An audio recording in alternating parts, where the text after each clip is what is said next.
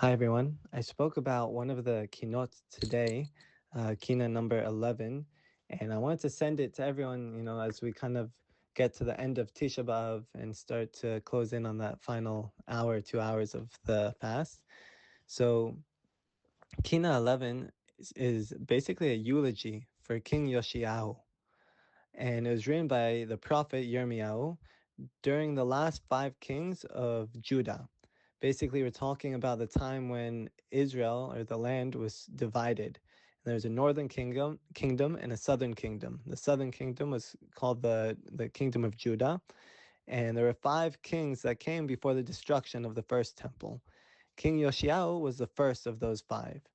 And Yirmiyahu and him had a very close connection because he became king at 8 years old, and he's best known for bringing the kingdom of Judah back to Hashem, for inspiring teshuvah among the people. And this is obviously in line with what Yirmiyahu wanted as the prophet at the time. And King Yoshiyahu, as I said, is known for his righteousness. He's known for destroying idols and idolatry during that time, and also for centralizing tefillah back at the Holy Temple. And I'll explain why this Kinna is specifically read during Tisha B'Av, but first I want to briefly understand the story that's taking place here.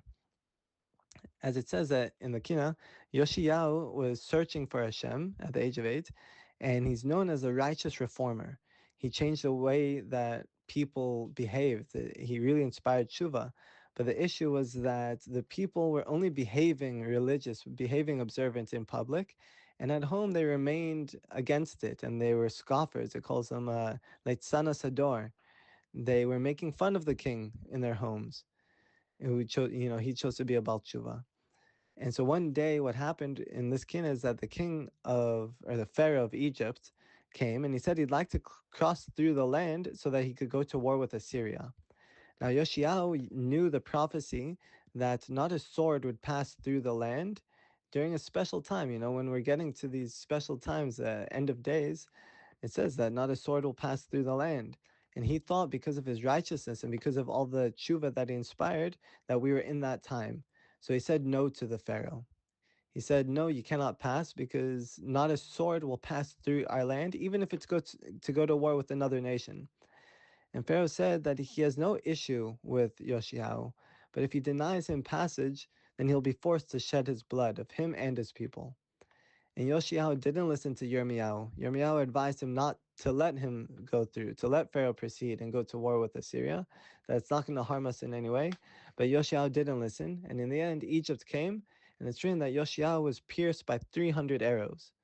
His last words, as it's written in the Kinna, is Hashem is righteous, I defied his words. It means I defied his words by not listening to his prophets. So the story itself is a crazy and a serious story, but it's hard for me to relate to it when I was reading through it. So I tried to search for a story that would help me relate to this story and to really feel the intensity of it. And I read a story about this girl named Netta Portal and her boyfriend Santiago, who lived in Kibbutz Kfar Aza. And on October 7th, 2023, the Hamas terrorists, Yamach Shemam, flooded their kibbutz. Netta turned to one person that she knew could save her, and it was her estranged father, Shimon Portal, who was an Israeli police officer, whom she had actually cut off 6 years earlier after her parents got a divorce. Shimon had been responding to armed gunmen that were rampaging in the nearby Sderot when he received the text from his daughter. And the message that she sent him was just, they are close. So Shimon responded back to her and said, lock all your doors. Netta and Santiago and the other residents of the kibbutz immediately ran to a safe room, a miklat, a mamad in the area, but the terrorists forced their way through and began shooting at everyone. Netta was hit multiple times in her legs.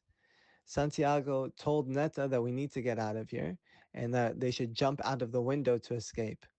So Netta is quoted as saying that she started opening the window, and I saw 10 or 15 terrorists outside the window. But then the terrorists threw a grenade into the miklat, so Santiago and Netta managed to jump out of the window.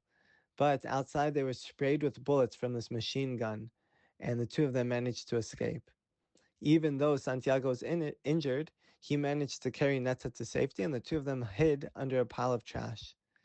While Santiago was trying to stop the bleeding from Neta's legs, um, she texted her father again saying, "They've shot me, help." Neta's father responded, "I'm coming."